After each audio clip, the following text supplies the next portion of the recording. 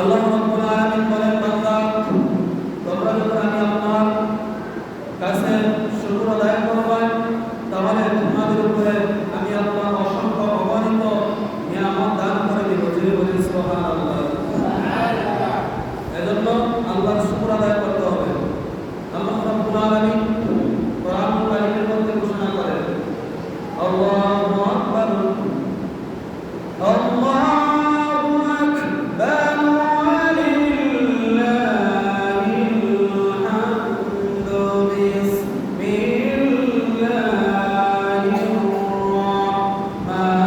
রাহমানির রাহিম।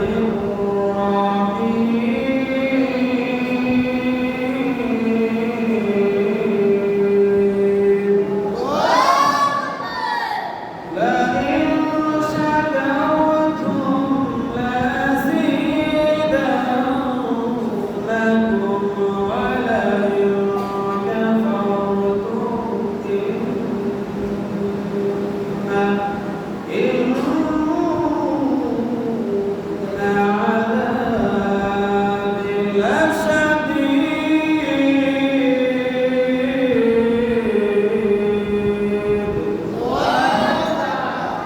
আল্লাহ বলেন, হে দুনিয়ার মানুষ, তোমরা যখন আমি আল্লাহর নিয়ামতগুলো ভোগ করবা, আমি আল্লাহর নিয়ামতগুলো যখন তোমরা গ্রহণ করবা, তখন আমি আল্লাহর উপরে তোমরা সদা সর্বদা শুকর আদায় করো।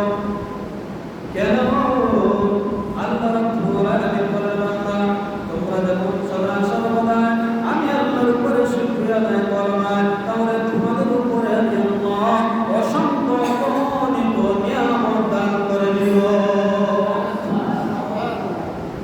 শুকর আদায় করলে আল্লাহ তাআলা অসংখ্য অগণিত নিয়ামত দান করবে। আর যদি শুকর আদায় না করি, তাহলে আল্লাহ কি বলেন? আল্লাহ বলেন, ইন্না আযাবি লাশাদীদ।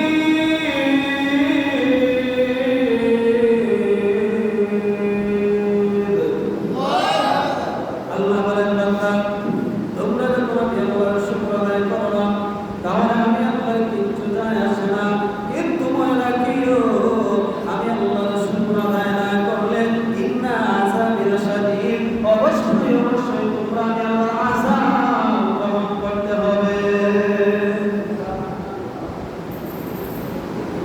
অবশ্যই আল্লাহর আযাব, আল্লাহর শাস্তি গ্রহণ করতে হবে।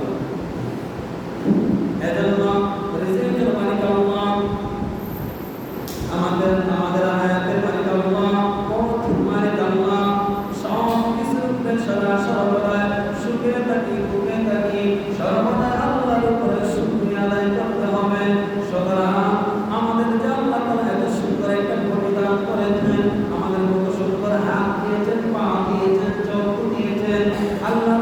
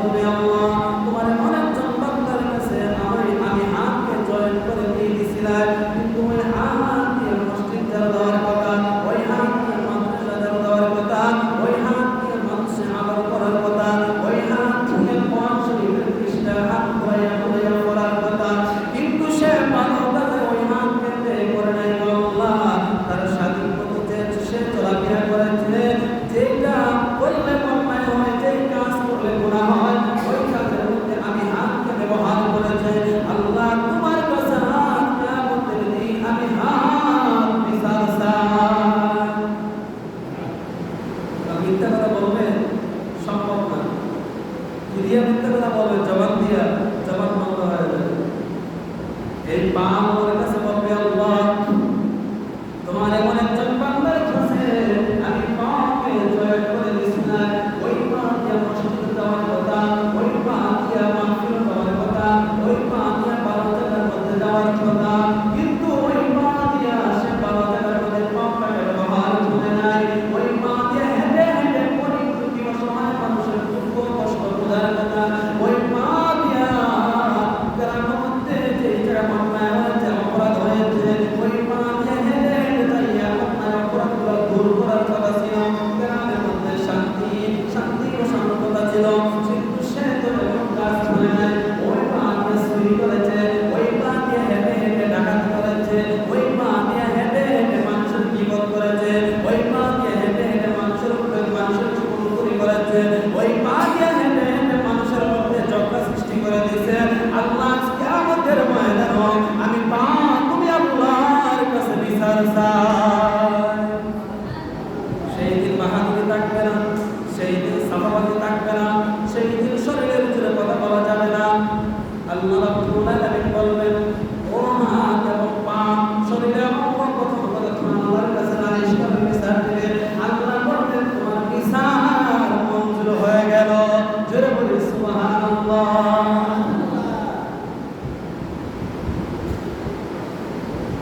এজন্য আল্লাহর কাছে সব হিসাব কিতাব দিতে হবে। কি হিসাব দিব আমরা কিয়ামতের ময়দানে? দেওয়ার মতো কিছুই নাই, তারপর আমরা হুঁশিয়ার হই নাই। হিসাবে যাইতে হবে মনে কবরে, হিসাবে যাইতে হবে মনে কবরে, হিসাব নিকাশ দিতে হবে আসরে, হিসাব নিকাশ দিতে হবে আসরে। আল্লাহুম্মা সাল্লি আলা মুহাম্মাদ ওয়া আলা আলি সাইয়্যিদিনা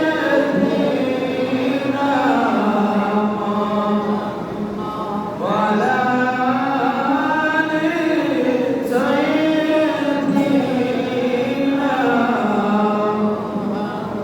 বন্ধু নাই রে বান্ধব নাই রে যেই জায়গায়,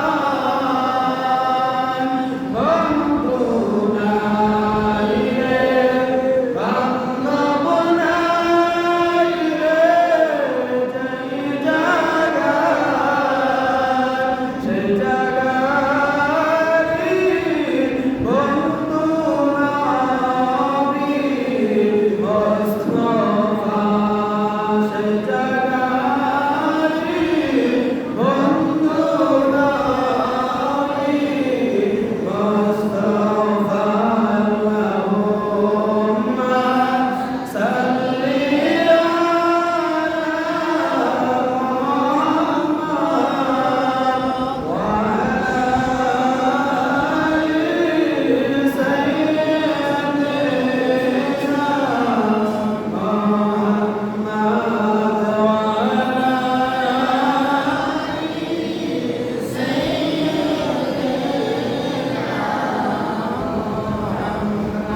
সম্মানিত প্রিয় হাজিরিন, বাবার আমার বন্ধুরা আমার, যেই জায়গার মধ্যে আপনার বন্ধু থাকবে না, বান্ধব থাকবে না, আত্মীয় স্বজন কেউ থাকবে না, পাড়া প্রতিবেশী কেউ থাকবে না, সেই জায়গায় বন্ধু হবে আমার আপনার নবী। সেই নবীকে যদি বন্ধু বানাইতে হয়, সেই নবীকে যদি আপন বানাইতে হয়, তাহলে ওই নবীর সুন্নাত তরিকা মোতাবেক আপনি আমার জীবনটাকে সাজানোর দরকার আছে না নাই? সেই নবীর সুন্নাত তরিকা মোতাবেক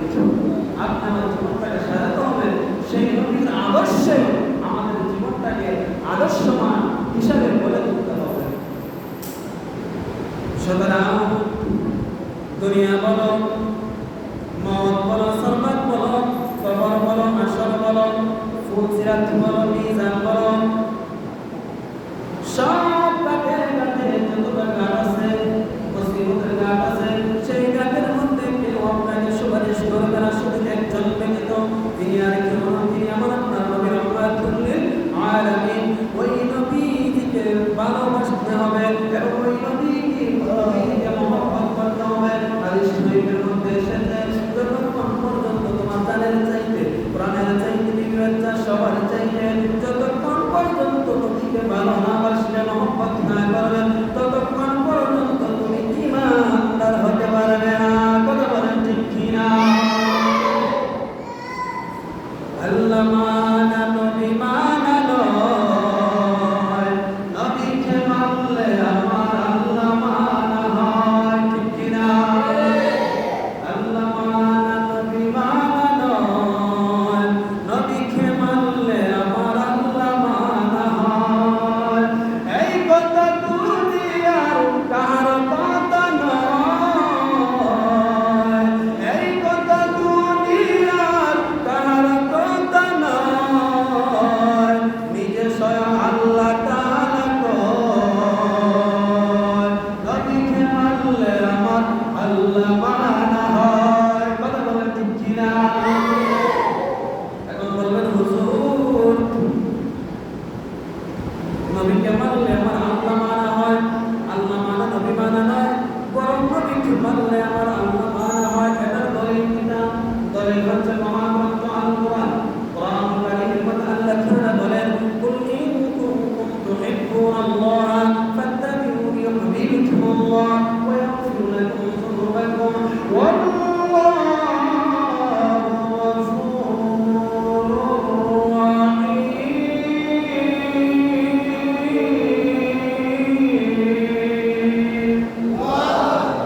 আল্লাহ বলেন, কুল ইন কুনতুম তুহিব্বুনাল্লাহ, হে দুনিয়ার মানুষ, তোমরা যদি আমি আল্লাহকে পেতে চাও, আমি আল্লাহকে যদি ভালোবাসতে চাও, তাহলে ফাত্তাবিউনি, তোমরা আমার নবীকে ফলো করো, আমার নবীকে তোমরা অনুসরণ করো।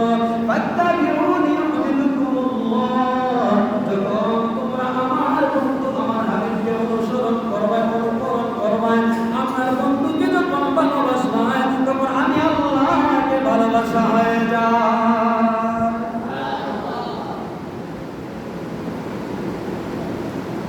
আল্লাহ বলেন, ওয়া ইয়াগফির লাকুম যুনুবাকুম ওয়াল্লাহু গফুরুর রাহিম।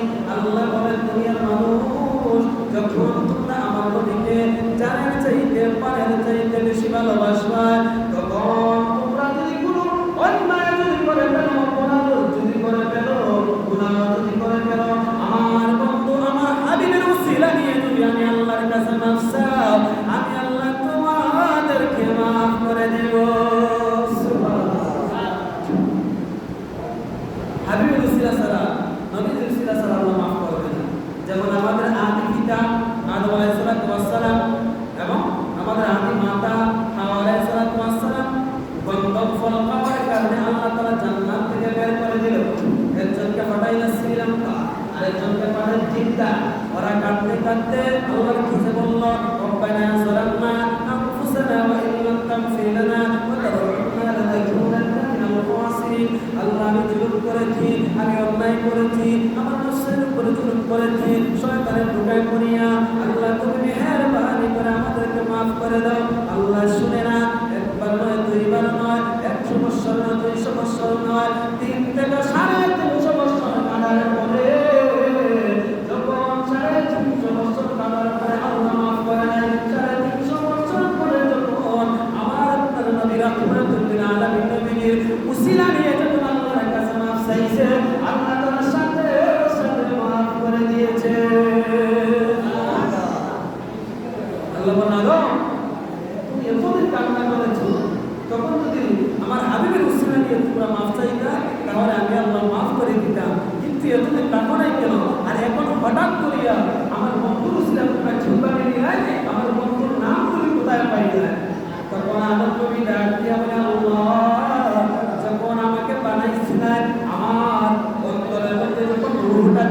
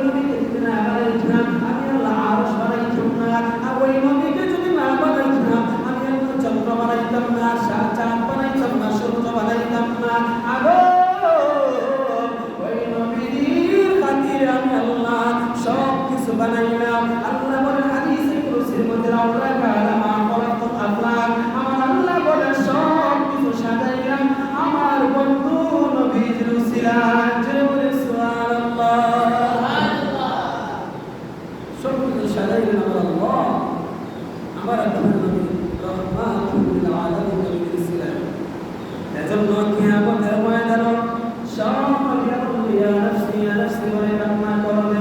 আদম সফিউল্লাহ থেকে নিয়া ঈসা রুহুল্লাহ পর্যন্ত ইয়া নাফসি বলে কাঁদবে। শুধু একজন নবী শুধু উম্মতি উম্মতি বলে কাঁদবে। তিনি আর কেউ না, তিনি আমার নবী রহমাতুল আলামিন। নবীর উম্মতরা এক এক করে অন্যান্য নবীগণের কাছে বলতে যাবে।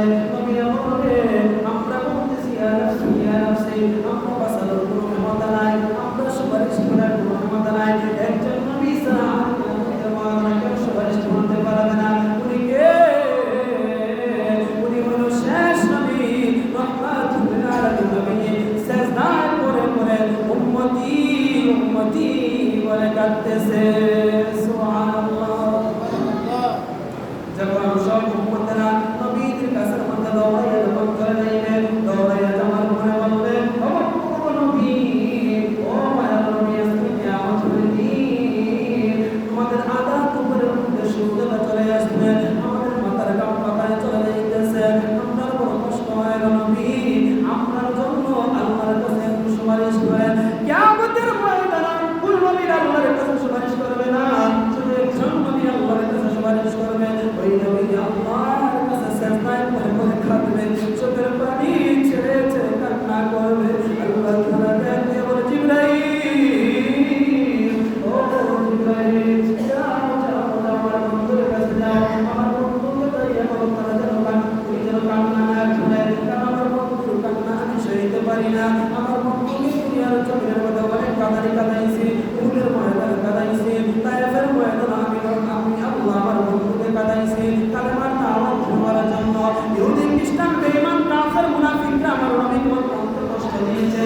আজকে কিয়ামতের ময়দান কান্নার দিন নয়, আজকে কিয়ামতের ময়দান আমার বন্ধুর আনন্দের দিন। আমার বন্ধুকে বড় মাথা মুবারক করার জন্য জিবরাইল এসে বললেন ইয়া রাসূলুল্লাহ ইয়া হাবিবাল্লাহ নবী গো, আপনি মাথা মুবারক উঠান, আপনি মাথা মুবারক উঠান। আমার নবী বলেন জিবরাইল, ও জিবরাইল, আমি মাথা মুবারক উঠাবো ঠিক আছে, কিন্তু জানতে চাই আমার গুনাহগার উম্মতের অবস্থা কি হবে। সুবহানাল্লাহ। জিবরাইল ডাকতে বলে আল্লাহ, তোমার বন্ধু মাথা মুবারক উঠাইতেছে না, তোমার বন্ধু উম্মতের চিন্তা করতেছে। আল্লাহ আমার আল্লাহ ডাকতে বলে জিবরাইল, ও জিবরাইল, আমার বন্ধু আমার হাবিবকে সুসংবাদের বাণী শোনাইয়া দাও। আমার বন্ধু আজকে কান্না না করে আমার বন্ধুকে বলো মাথা মুবারক উঠানোর জন্য। আজকে আমাদের ময়দানে আমার বন্ধুকে আমি আল্লাহ অনুমতি দিয়ে দিলাম, আমার বন্ধু যাকেই ইচ্ছা তাকেই যেন জান্নাতে নিয়ে যায়। সুবহানাল্লাহ। আপনি তো বলুন না সুবহানাল্লাহ। উম্মতি মিলে বুঝিবে দয়াল নবীর শান, রহমাতুল লিল আলামিন, রহমাতুল লিল আলামিন, কোরআনে প্রমাণ। উম্মতি মিলে বুঝিবে আমার দয়াল নবীর শান, উম্মতি মিলে বুঝিবে আমার মায়ার নবীর শান, উম্মতি মিলে বুঝিবে আমার নবীর শান। রহমাতুল লিল আলামিন, কোরআনে প্রমাণ। ওই নবীকে ভুল বুঝিলে, ওই নবীকে ভুল বুঝিলে থাকবে না ঈমান, ওই নবীকে ভুল বুঝিলে থাকবে না ঈমান। আশিককে বুঝিবে আমার মায়ার নবীর শান, উম্মতকে বুঝিবে আমার নূর নবীর শান। জোরে বলে সুবহানাল্লাহ। উম্মত ছাড়া আশিক ছাড়া আমার নবীর শান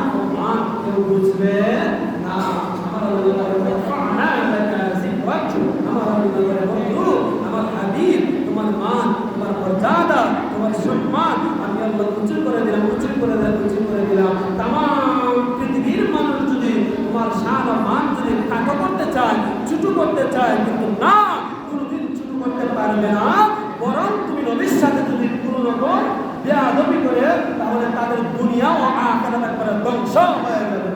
ঠিক কিনা? কেমন করে চিন্তা হবে?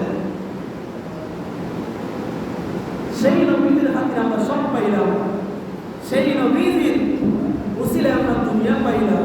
আর আজকে অনেকে আমরা নবীর চিনি না, কারণ তারা তো চিনলে খাইলাম মোল্লা চিনি না, যাইও খবর হাদিস শরীফের মধ্যে এসেছে কবরে যাওয়ার পরে 3টা প্রশ্ন করা হবে, আমরা সবাই জানি। কিন্তু 2টা প্রশ্নের উত্তর যদি আপনি দিতে পারেন, তোমার রব্বুকা, তোমার রবকে, ওমা দীনুকা, তোমার ধর্ম কি ছিল, মা কুনতা তাকু হাযা ফি হুকমি হাযা রাজুল। আমার নবী বলেন কবরের মধ্যে যাওয়ার পরে 3টা প্রশ্ন করা হবে। এই 3টা প্রশ্ন আমরা জানি, আল্লাহর পরিচয়, দ্বীনের পরিচয়, নবীর পরিচয় সবাই আমরা জানি। কিন্তু মুমিন না হয়ে, ঈমানদার না হয়ে যদি কবরের মধ্যে যান, এই 3টা প্রশ্নের উত্তর আপনি কোনোদিন দিতে পারবেন না। কথা বলেন ঠিক কিনা? মুমিন হয়ে যেতে হবে, ঈমানদার হয়ে যদি আপনি দিতে পারি, তাহলে ওই 3টা প্রশ্নের জবাব অবশ্যই দিতে পারবো। এটা হচ্ছে মুমিনদের উপরে নির্ভর। যদি ঈমানদার হয়, যদি মুমিন হয়, ফেরেশতারা জিজ্ঞাসা করবো মার রব্বুকা, তোমার রবকে, তখন আরবিতে উত্তর দিয়ে দিব ঈমানদার, রব্বি আল্লাহ।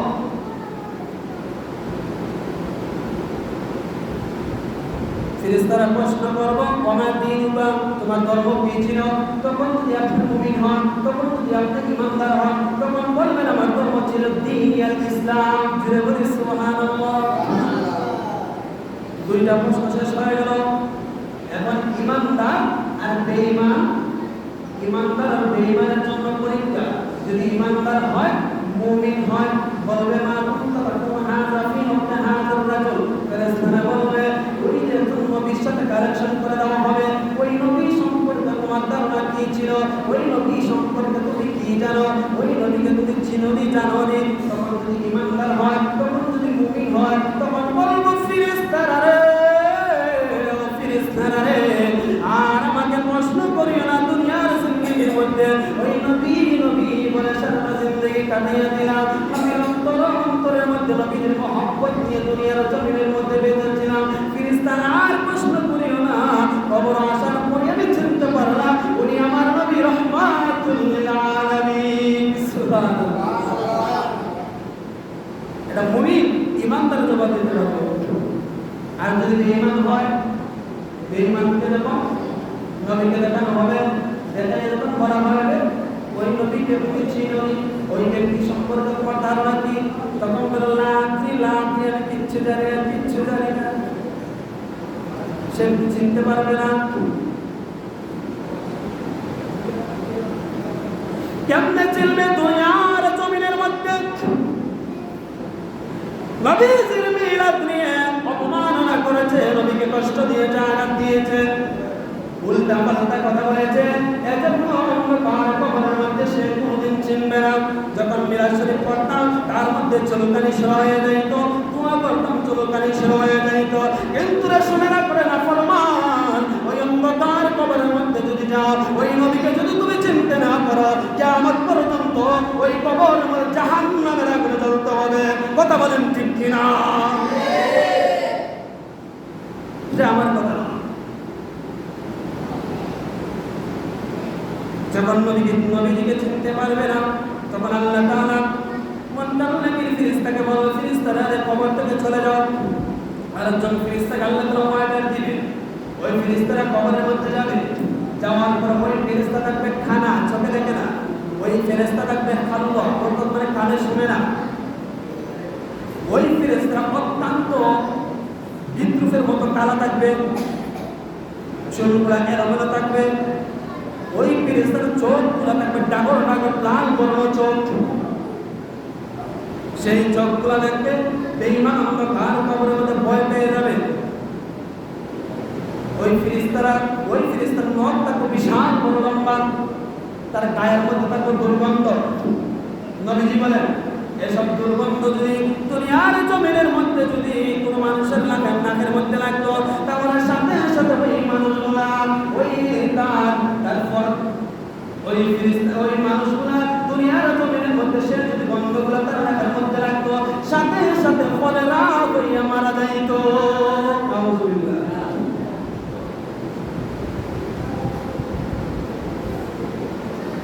ওই ফেরেশতারা তাকে শাস্তি দিবে। একটা হাতুড়ি থাকবে তার হাতের মধ্যে, হাদিস শরীফের মধ্যে এসেছে ওই হাতুড়িটা কতটুকু ওজন থাকবে। হাদিস শরীফ প্রমাণ করে ওই হাতুড়িটা থাকবে 40 মণ ওজনের হাতুড়ি থাকবে। সুবহানাল্লাহ। এই হাতুড়ি দিয়ে যখন বাড়ি দিবে এক একটা বাড়ির ছুটে 70 গজ মাটির নিচে যাবে বেপা, আবার কান মারি উড়াবে, আবার বাইরে চিৎকার দিতে লাগবে, চিৎকার দিতে লাগবে। নবীজি বলেন ওই অন্ধকার কবরের মধ্যে আযাব হওয়ার পরে ওই ব্যক্তি যখন চিৎকার মারবে ওই তার চিৎকারের আওয়াজটা যদি কোনো মানুষ দুনিয়ার জমিনও তার কানের মধ্যে আইসা ওই চিৎকারের আওয়াজটা লাগতো সাথে সাথে তার কানের পর্দা ফাইটা জমিনের মধ্যে রক্ত প্রবাহিত হয়ে পড়ে। সুবহানাল্লাহ। এমন করে চিৎকার মারবে। এজন্য জিন আর ইনসান, মানুষ আর জিন্নাত ছাড়া কবরে আযাব আর কেউ শুনতে পায় না। বিভিন্ন প্রাণীরা কবরে আযাব শুনতে পায়। এজন্য কবরের মধ্যে আল্লাহর নবী বলেন কবরের পাশে গরু ছাগল এগুলা কবরের পাশে ঢুকানোর বিষয়, কারণ তারা শুনতে পায়। গরু ছাগলে যদি কথা বলতে পারতো, আয়েশা বলতে পারতো তোমার বাবা, তোমার দাদা, তোমার মা, তোমার নানা কবরের মধ্যে আযাব হইতাছে, ওই কবরের মধ্যে শান্তি নাই, ভালো নাই। যদি গরুর জবানটা খোলা থাকতো তখন তারা সব বলে দিতে পারত। গরুর জবান বন্ধ, কিছুই বলতে পারে না। এর জন্য পরীক্ষা করে দেখে কবরস্থানের মধ্যে গরুর দোকান করে অনেক গরু আসন্ন হয়ে যায়। আমরা বলি গরুর পেটের মধ্যে দাঁড়াচ্ছে, বাবু ফ্রি রাখছে, এমন কথা বলি না। কবরস্থানের মধ্যে যদি গরু আসন্ন হয়ে যায়, পশু পাখিরা যদি আসন্ন হয় তাহলে বুঝবে কোথাও না কোথাও ওই কবরের মধ্যে আযাব হইতেছে। এক ব্যক্তি মারা গেল, মারা যাওয়ার পরে কবরের কিছু মাটি উফিয়ে রয়ে গেছে, বরণ রয়ে গেছে। ওনার সন্তানরা কি করলো, ওই মাটিগুলা বাবার স্মৃতি হিসাবে বাড়ির মধ্যে আনলো। বাড়ির মধ্যে আইলে এক ভাই আরেক ভাইকে বলে, ভাই আমার বাবা, আমাদের বাবা তো চলে গেছে, তাহলে বাবার স্মৃতি হিসাবে, কবরের স্মৃতি হিসাবে ওই মাটিটা দিয়ে আমরা একটা কলসি বানাইয়ে ফেলি। আগেকার বাবারা যেহেতু মাটি হয়ে গেছে, এবারে তারা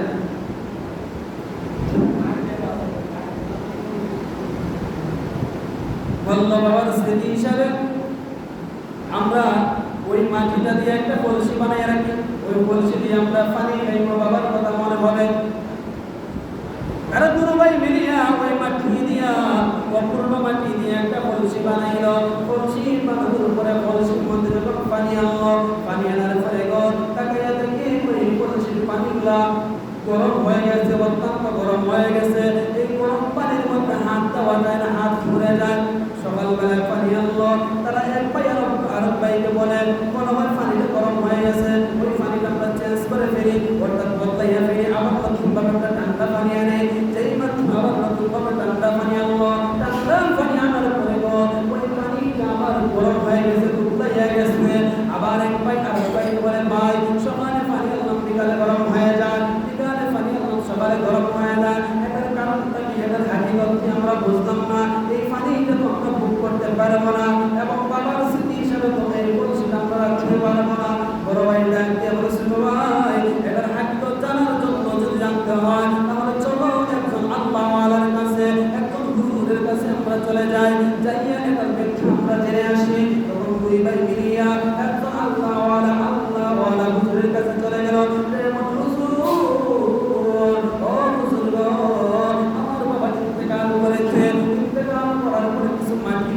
রয়ে গেল, আমরা চাইলাম ওই মাটি দিয়ে বাবার স্মৃতি হিসাবে আমরা একটা কলসি বানাই রাখি, আমরা ওই কলসিটাকে পানিগুলো আমরা খাইব, পানি পান করবো, আর বাবার কথা স্মরণ হবে, মনে পড়বে।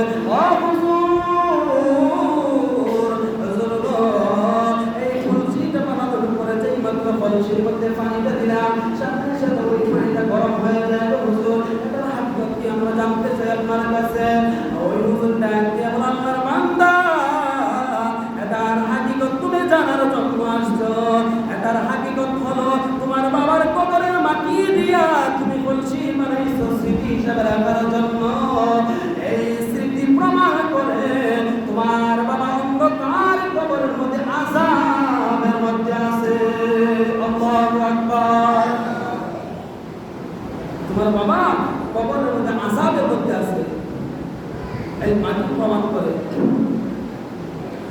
এজন্য সুতরাং বাবার আমার বন্ধুরা আমার, ওই কবরের মধ্যে আযাব হবে এটা সত্য, শাস্তি হবে এটা সত্য। কবরের আযাব সবার জন্য না, মুমিন যারা, ঈমানদার যারা, তাদেরকে আল্লাহ মায়া করবে, তাদেরকে আল্লাহ দয়া করবে। আর মুমিনদের জন্য ওই কবরটা, ঈমানদারের জন্য আমার আল্লাহ তাআলা ওই কবরটাকে জান্নাতের বাগান বানিয়ে দিবে। সুবহানাল্লাহ।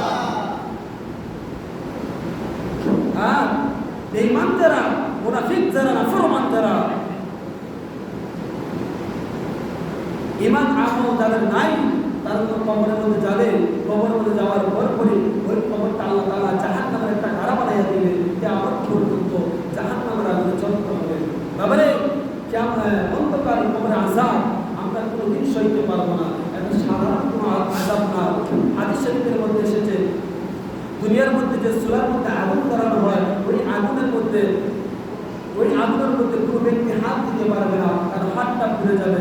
নবীজি বলেন, ওই দুনিয়ার আগুনের চেয়ে অন্ধকার কবর জাহান্নামের যে আগুনটা ধরানো হবে, তার চাইতে 70 গুণ পাওয়ার থাকবে জাহান্নামের আগুনে। তখন কি অবস্থা হবে? শুধু তাই নয়, আল্লাহ নবী রাহমাতুল্লাহ আলাইহি নবীজি বলেছেন, জাহান্নামের আগুনের দ্বারও কাছ দিয়ে তো, জাহান্নামের আগুনের কাছ দিয়ে তো যাওয়া যাবেই না। নবীজি বলেন, জাহান্নামের আগুন থেকে 40 মাইল দূরে যদি কোনো ব্যক্তি যায়, তাহলে ওই জাহান্নামের আগুনের তাপটাকে তার গায়ের মধ্যে লাগবে, এমন খাবার থাকবে জাহান্নামের আগুনে। জাহান্নামের আগুনে ফুরাইলে মনে করছো যে জাহান্নামের আগুনে ফুরাইলে জলে জ্বালায় ফুরাই একবার ছাই বানাই দেবো, তারপরে সে না, ছাই হবে না। জাহান্নামের আগুনে আল্লাহর হুকুম মোতাবেক জ্বালাবে, ঠিক আছে, এদিকে জ্বালাবে, এদিকে আবার ভরপুর হয়ে যাবে, এদিকে জ্বালাবে, এদিকে আবার ভরপুর হয়ে যাবে, যেমন চিরাই তেমনই থাকবে। কিন্তু আযাবটা গোপন করার জন্য, শাস্তি পাওয়ার জন্য আল্লাহ তাআলা জাহান্নামীদেরকে শাস্তি দিবেন। সেই আযাব থেকে পৃথিবীর কেউ রক্ষা করতে পারবে না।